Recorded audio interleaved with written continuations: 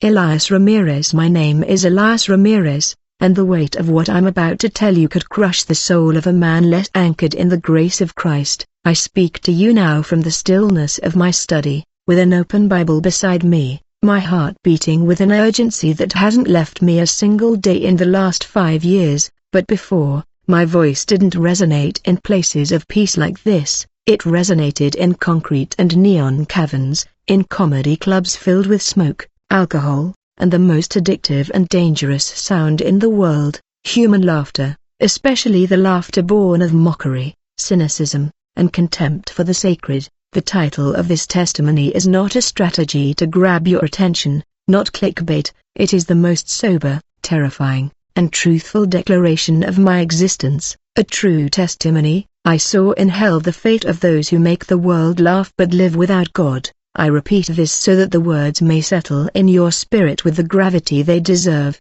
I saw with my own spiritual eyes the place of torment reserved for those who, like me, use the gift of humor, the spark of comedy, not to ease man's burdens, but to add chains to his soul, to tickle it while his spiritual house burned. I was the king of that castle of ashes, on stages throughout Latin America and in television specials that some of you may remember. I was Elias, the Full One, a nickname I earned for my particular laugh after each joke, a high-pitched laugh, almost a shriek that pierced the audience. But the nickname was deeper. Like a full one, I fed on the carrion of other people's faith, tore apart the reputations of pastors, mocked those who prayed, mocked those who spoke in tongues, and ridiculed every pillar of the Christian faith until it was reduced to a pile of rubble for the delight of an audience thirsty for irreverence. And how they laughed! The laughter was a roar, a wave of sound that struck my chest and made me feel like a god. Every laugh was an affirmation. Every clap a dose of the drug my ego needed to survive. I believed I was on top of the world. I had money, recognition, and the ability to control the emotions of thousands with a simple turn of phrase. I believed I was intelligent, a free thinker, an iconoclast waking people from their religious opiate. How blind I was! It was I who slept soundly, lulled by the world's applause, while my soul silently slipped toward the precipice. I didn't understand that the laughter I provoked was, in many cases, the sound of souls drifting a little further from God, finding in my cynicism a justification for their own unbelief. Every joke about the Bible was another stone I placed in the path of someone who perhaps, just perhaps, was groping for the way to the cross. I ask you to listen to me with an open heart, even if what I say challenges everything you believe, because I was like you, perhaps, the skeptic in the front row, the one who crossed his arms when he heard a testimony, the one who thought, poor people, they need to believe in fairy tales to cope with life. I was the one who sat in the back row of life, throwing sarcastic tomatoes at anything that smelled sacred. That's why, when God broke me, He did it in a way that my arrogance couldn't deny. He didn't send me a kind preacher or a Bible tract. He took me to the place my jokes mocked. He showed me the terrible truth behind the comedy that doesn't glorify God. Before I plunge into the dark waters of my past and the terrifying night that changed my eternity, I want to ask you something. If you've gotten this far, if these opening words have already stirred something within you, an echo, a question, a discomfort, it's not by chance. The Holy Spirit is calling you to listen. Now, let me take you back to the beginning, to the days of glory and neon, to the nights of applause and profound loneliness, to the life of Elias Ramirez, the Full One. Let me describe the palace of vanity they built, so you can understand the horror I felt when I saw its foundations and its final destination, hell itself, because to understand God's justice, you must first understand the depth of my sin. My stage wasn't just a wooden platform, it was an altar of blasphemy, and I was the high priest offering mock sacrifices to the prince of this world, and the payback, believe me, the payback was about to be collected. Please join me in that past, in the antechamber of my descent. My rise in the world of comedy wasn't an accident. It was a meticulously executed strategy, fueled by a childhood wound. I grew up in a home where silence was the norm, and approval, a scarce commodity. I discovered early on that wit and a sharp tongue could break that silence, and more importantly, gave me a sense of control. If I could make someone laugh, especially at the expense of something or someone, I felt powerful. Comedy became my armor and my weapon. I started in seedy bars, with microphones that smelled of stale beer, testing material. And I discovered the gold mine, or what I thought was gold: religion. Making fun of politicians was easy, everyone did it. Making fun of celebrities was temporary, but making fun of God, that was different. It struck a deep nerve in people. It generated a visceral reaction, a laugh that was part relief, part guilt, and 100% addictive. That's how Elias, the full one, was born. My public persona was an amalgamation of everything secular society applauds. I was cynical, materialistic. I proclaimed himself an intellectual superior to the credulous masses. Above all, he was ruthless. My most famous routine, the one that catapulted me to television specials, was called Noah's Ark. It's a fairy tale. In it, I spent 30 minutes demolishing the biblical story. I didn't do it with theological arguments, of course, but with sarcasm designed to make faith seem childish and stupid. Imagine Noah, I said, strutting across the stage, a 600-year-old man. Do you know what it's like to be 600 years old? Your knees creak like America at a carnival, and God asks him to build a ship the size of a mile. At that age, all you want to build is a good nap. The audience roared with laughter. I continued describing the animals coming aboard in a line, making jokes about the bad smell, about how the lions probably ate the sheep on the first day. My punchline was, the story of the ark isn't meant to teach us about faith. It's meant to teach us that if you hear voices at 600 years old, you don't need a boat, you need a good psychiatrist. That's what I was selling. The desacralization of the sacred. I turned miracles into anecdotes to ridicule. The multiplication of the loaves and fishes was a cheap magic trick. David versus Goliath was the story of a lucky kid and a giant having a bad day. And Jesus, I specialized in a particularly venomous humor toward the figure of Christ. I avoided direct blasphemy. It was more subtle, more perverse. I presented him as a hippie cult leader, a naive man with good intentions but little connection to reality. Love your enemy, I'd quote with a condescending smile. Sure, tell that to the guy who just stole your wallet. Let's see if he returns it with divine interest. Every laugh was a vote in favor of my worldview, a universe without God, without purpose, without hope, where the only possible redemption was a good burst of laughter to forget the emptiness, and the emptiness was real. Oh, believe me, it was an ocean. After the SS, after the standing ovations and the pats on the back,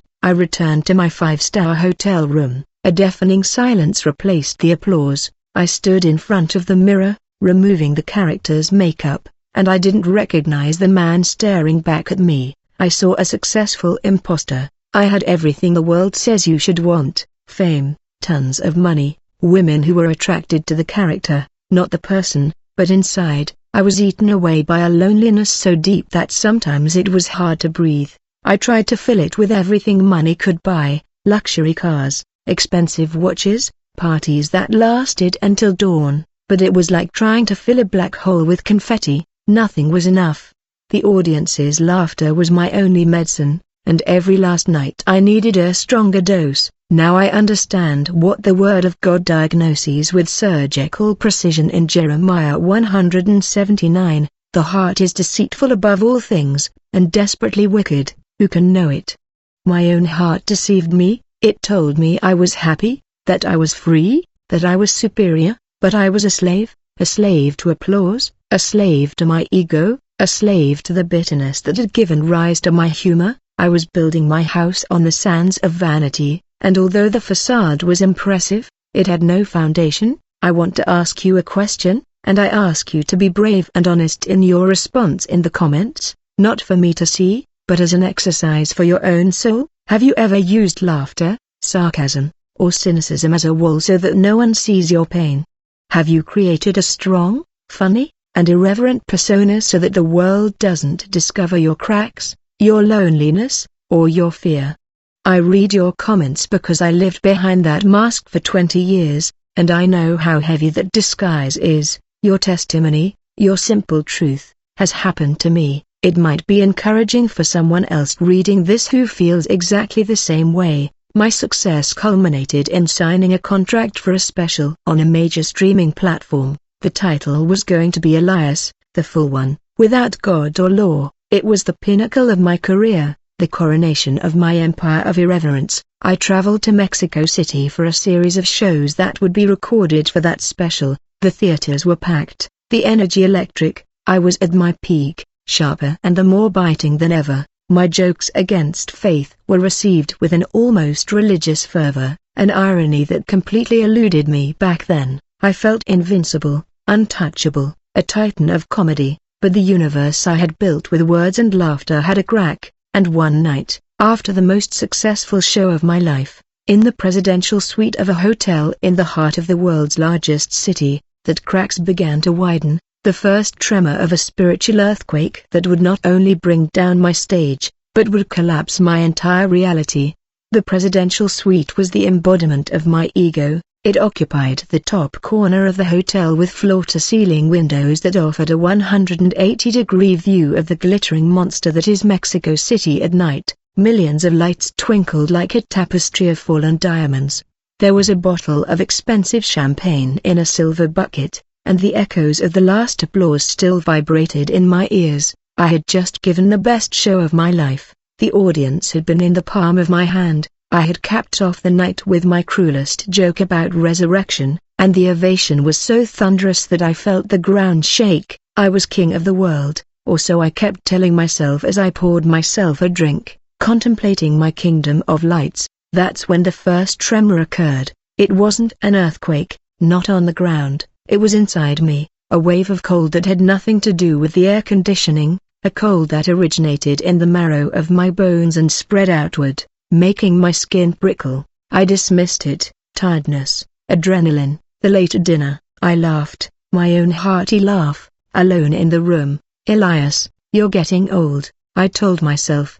But the laugh sounded hollow, strange. The second tremor was a wave of pure panic, so irrational and overwhelming that I almost dropped my glass. It wasn't normal anxiety, it was existential dread.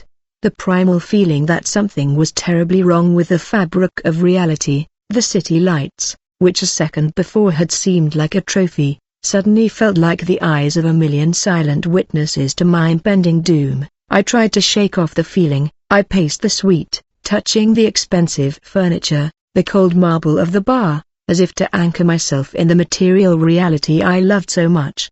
But reality itself seemed to be growing thin, fragile. I turned on the television to a news channel, searching for the mundane noise of the world, but the anchor's voices sounded distant and muffled. I began to hear another sound, a whisper. At first, I thought it was the wind, but it grew, multiplied, becoming a murmur of thousands, perhaps millions of voices, and amidst those whispers, I discerned a sound that froze the blood in my veins. Laughter, not the joyful, explosive laughter of my audience, but mocking, cruel laughter, full of contempt.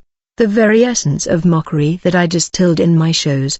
But now it wasn't directed at a distant god, it was directed at me. I put my hands to my ears, but the sound was inside my head. I fell to my knees on the designer carpet, my heart hammering against my ribs, like a prisoner trying to escape. An invisible pressure began to crush me. I felt the physical weight of every soul that had laughed with me, of every heart I had hardened with my words. It was an unbearable burden. I tried to scream, to call for help, but my throat produced no sound. I was paralyzed, a powerless spectator of my own disintegration. It was then that I looked toward the large window. The city had vanished. In its place was only swirling darkness, an absolute void, and in the reflection of the glass, I didn't see myself. I saw a skeletal, tormented figure, with eyes sunken in sockets of despair, mouth open in a silent scream. It was me, it was the real me, stripped of flesh and persona.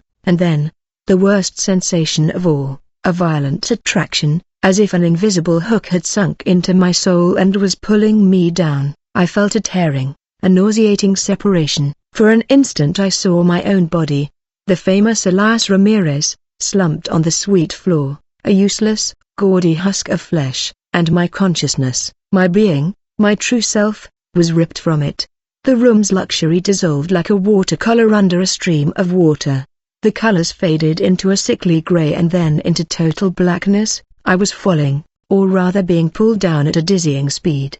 The journey through this darkness was not silent, it was filled with whispers and mocking laughter, but now they were joined by cries of agony, wails so deep they spoke of endless suffering. I, the man who believed only in what I could touch and measure, was experiencing the undeniable. I was out of my body on a spiritual plane and was being taken to a place my intellect had always scoffed at. There were no angels or tunnels of light, only an implacable force and a darkness that was not merely the absence of light, but an active and malevolent presence. Much later, when I learned to read God's word with a trembling heart, I found the phrase in Hebrews 10:31, "It is a fearful thing to fall into the hands of the living God." I didn't understand God at that time, but I was experiencing the meaning of fearful thing. It was the pure terror of being stripped of all control, all defense, and being forcibly taken to face the direct consequences of a life of rebellion. The fall seemed to last an eternity.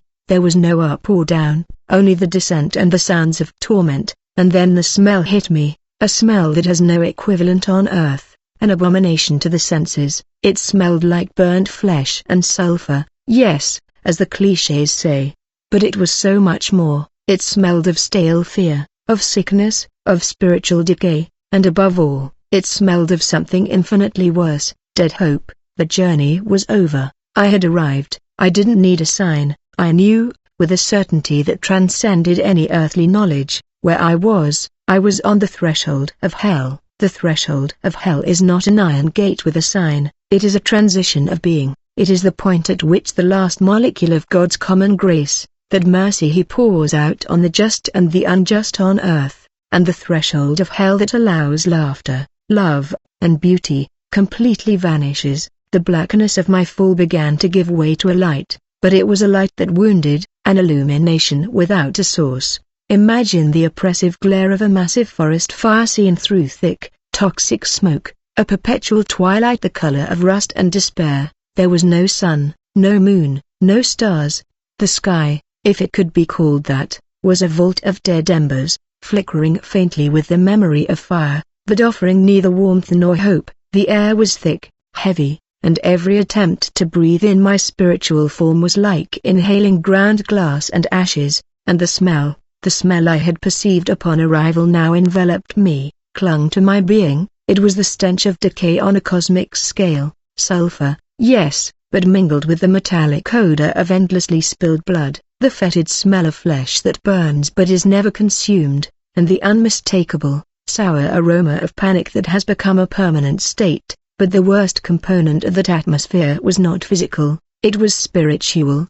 It was a blanket of despair so absolute, so heavy, that it crushed any thought that wasn't one of anguish. It was the palpable awareness of the total absence of God. On earth, even in the worst suffering, there exists an unconscious memory of light, an infinitesimal possibility of grace. Not there, the absence of God was a presence in itself, a void that was the source of all torment. The landscape stretching before me was God's creation in negative, a geography of agony, endless plains of what appeared to be cracked obsidian, from whose fissures not water gushed, but a dark, bubbling mud. Jagged, hostile mountains rose in the distance, like the broken teeth of a dead beast. Streams, but not of water, they were slow, viscous currents of something that looked like lava, that radiated a sensation of liquid pain. And everywhere, throughout this desolate panorama, there were souls. They were not the horned,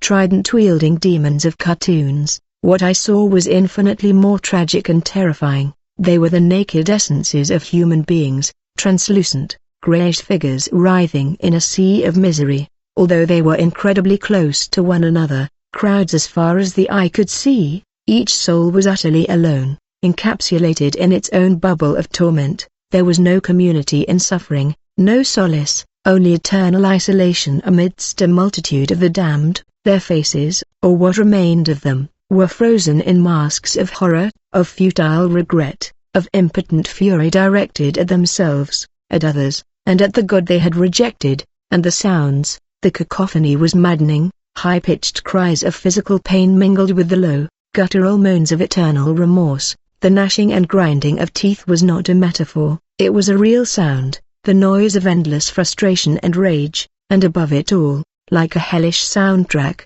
persisted that mocking laughter, the echo of the universe's derision of those who had mocked its creator. I was paralyzed by horror, a mere point of consciousness in this ocean of damnation. Then, a voice spoke. It didn't enter through my ears, for I had no ears. It was imprinted directly on my spirit with an authority and power that shook the very essence of my being. It wasn't a voice of comfort, it was the voice of pure and holy justice. Look. The simple command forced my attention. My perspective zoomed in like a camera's zoom across the plane of souls and focused on a particular scene unfolding on a rock platform that grotesquely resembled a stage. On that platform stood a soul. It was gesticulating, moving with frenetic energy, like a comedian in the middle of a routine. I couldn't hear its words, but I recognized the gestures, the cadence, the pause before the punchline. The soul was telling jokes.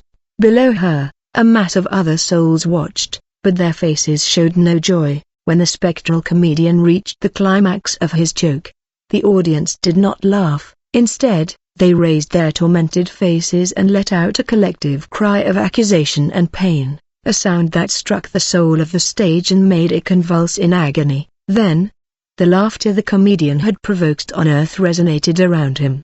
But now it was a demonic laugh, a torture that mocked his pain.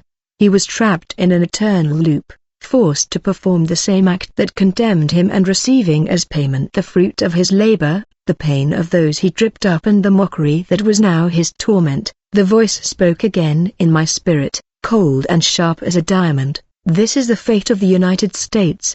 The wit I gave it to mock the holy, it wanted to be the center of attention and craved laughter. Now she has both things, eternity. He reaps the laughter he sowed, but the joy has been taken away, and only poison remains. My spiritual being shuddered, despite the distorted and tormented appearance of the soul on that stage. I recognized the style. It was a famous atheist comedian from a previous generation, a man whose work I had studied and admired, whose sharp irreverence had been my role model. I was seeing him. I was seeing the logical and terrible end of the path I had so proudly chosen. It was not an arbitrary punishment, it was the perfect and horrific harvest of his own sowing. In the pain-contorted face of that doomed comedian, I saw my own future. I saw the stage that awaited me, and for the first time in my arrogant life, in the total absence of God, I understood the meaning of the fear of God. It was not a fright, it was the absolute understanding that He is holy,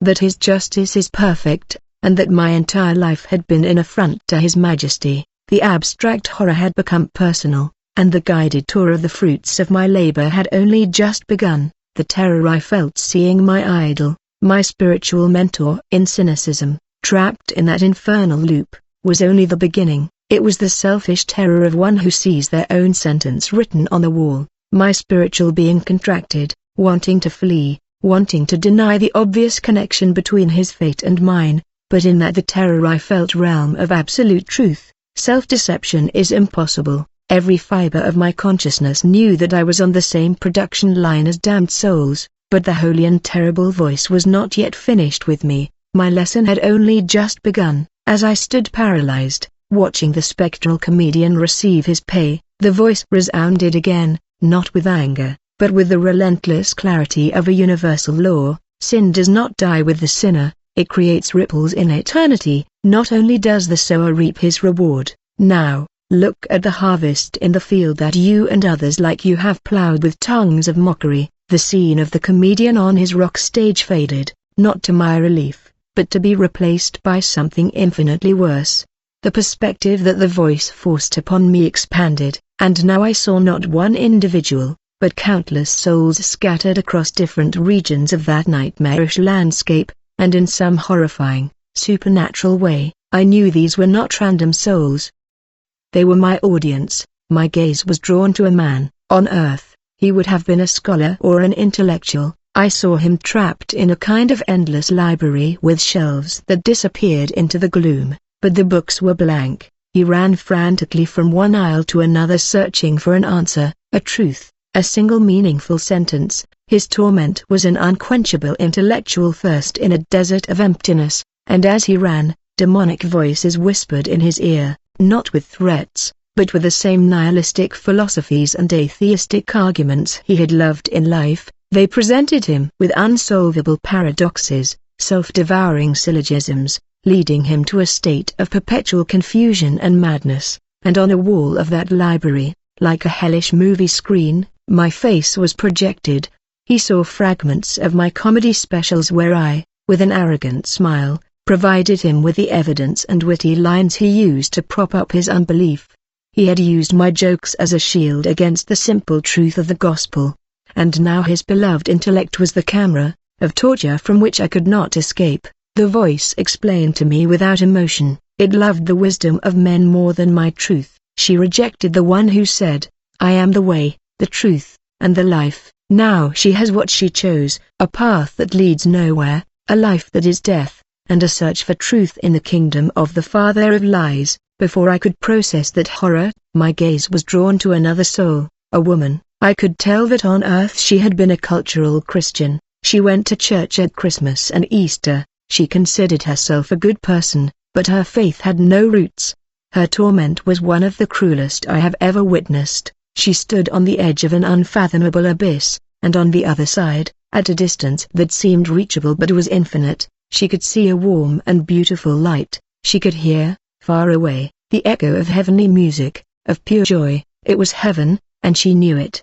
Her torment was standing eternally in view of all that she had lost, and all around her were little devils with my face and her voice was full of whispers in her ear of the jokes I had told about religious fanatics, about people who took the Bible too seriously. She had laughed. She had used my comedy to justify her lukewarmness, to feel comfortable in her superficial faith. Now each of those laughs was a brick in the wall that separated her from glory, and the memory of her own complacency was the fire that consumed her. I beg you, I implore you from the depths of my transformed soul, think about the power of your words, your likes, the memes you share. They may seem harmless, but they can be the little push someone needs to turn away from God. If this message is impacting you, if you are beginning to see the seriousness of this, please like and share it, not because of my channel, but because someone you know, a friend, a family member, could be on one of those paths laughing as they walk toward the abyss. Your action sharing could be the warning the Holy Spirit uses to awaken him. The most heartbreaking vision was of a young man. He couldn't have been more than 19 or 20 years old. I saw him in a cell, alone, but the cell walls weren't made of rock, they were made of mirrors, and in each mirror, he didn't see himself, but the faces of the people who had loved him on earth, his parents praying for him, a youth leader inviting him to a retreat, Christian friends offering him genuine community. He had rejected all of that. He had chosen the cynicism I peddled because it was cool, because it gave him a rebel identity. My voice came from the walls, repeating jokes about virginity, about prayer, about the weakness of needing God. His torment was utter loneliness, surrounded by the ghosts of every opportunity for love and fellowship he had scorned. With my voice as the soundtrack to his terrible choice, the weight of what I was seeing became unbearable. It wasn't just my soul that was at stake. The poison I had distilled had infected others. I felt a wave of guilt so immense that if I had had a physical body, I would have disintegrated. I tried to scream, to beg forgiveness from those souls, to tell them I was wrong, but in hell, there is no repentance worth anything, only remorse. The voice spoke one last time in this scene, and its words were a hammer on the anvil of my spirit, quoting the warning of my future Lord Jesus Christ. Their final decisions were theirs, but you provided the music for their march to perdition. Woe to the world for the stumbling blocks, but woe to the man through whom the stumbling block comes. At that moment, the torment of the comedian on his rock stage seemed like paradise compared to the horror I felt at becoming an eternal spectator of the hell I had helped create for others. The responsibility for their souls felt like a million anchors pulling me toward an abyss, even deeper. The weight of guilt for the souls I had helped condemn was a torment 1,000 times worse than any physical fire. It was a spiritual drowning. Every cry of accusation, every tormented face I had seen, became a stone bound to my being. sinking me into an abyss, the weight of guilt, of despair within hell itself. I believed that was my final destiny, not only to burn, but to be eternally aware of the hell I had helped to populate. In that pit of self-awareness and endless remorse, I abandoned all hope. I was no longer Elias Laina, the successful comedian. I was a soul killer, and I was receiving my just pay in the currency of the kingdom of darkness, shared agony. It was at that precise moment, at the absolute nadir of my existence, that the atmosphere of hell changed. It wasn't a subtle change, it was a violent disruption of the reality of that place. Suddenly, the cacophony of screams, wailing, and mocking laughter began to falter, as if an infinitely more powerful sound were drowning them out. The oppressive darkness itself seemed to recede, to cower, and from a point that seemed to be everywhere and nowhere at once, a light began to shine. I have no human words to describe this light. It wasn't like the light of a lamp's sunbeam, it was a living light. It was so incredibly pure and holy that it made creation itself seem like a dirty eraser. It was a light that not only illuminated but also judged. Upon contact with this light, the tormented souls around me howled with a new kind of terror and tried to hide, to bury themselves in the cracked earth.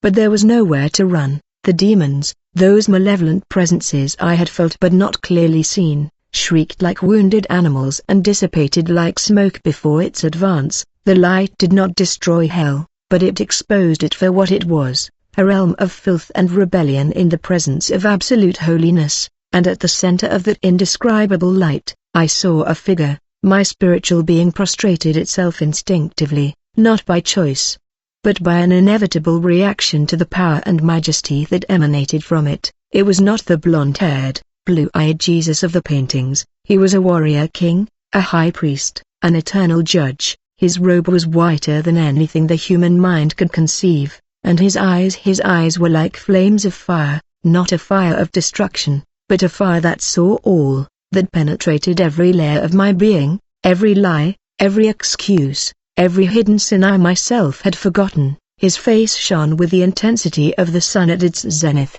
and his voice, when he finally spoke, was not the whisper of a gentle preacher, but the roar of many waters, a sound so powerful it shook the very foundation of damnation. I knew who he was. I didn't need anyone to tell me. Every atom of my consciousness screamed his name, Jesus, the same Jesus I had mocked, the same Jesus whose miracles I had ridiculed, the same Jesus whose resurrection I had called the greatest joke ever. I was there in the domain of his enemy, not as a prisoner, but as the sovereign king of all creation, visible and invisible. And then those fiery eyes fell upon me. I was the sole focus of his attention. In that gaze, my entire life flashed before me, not as a memory, but as a present reality. I saw every blasphemous joke I told, but this time I saw the pain it caused in God's heart. I saw every person who strayed from the faith because of me and felt a fraction of the sorrow he felt for his lost sheep. I saw my arrogance,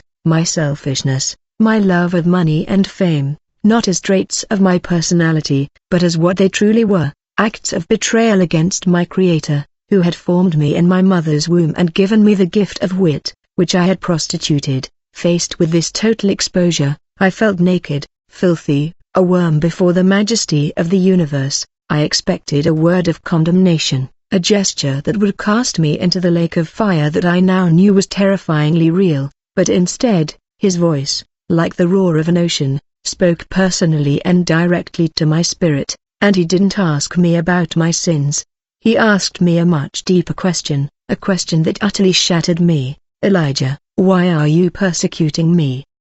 The question pierced me like a two-edged sword. I understood in an instant what the Apostle Paul must have felt on the road to Damascus. My jokes weren't against an idea, my mockery wasn't against a religion, my attacks weren't against pastors or believers. They were against him, personally. Every laugh at the expense of the sacred was a spit in his face. Every soul I encouraged to doubt was another thorn in his crown. At that moment, revelation struck me with the force of a tsunami. Justice and love were,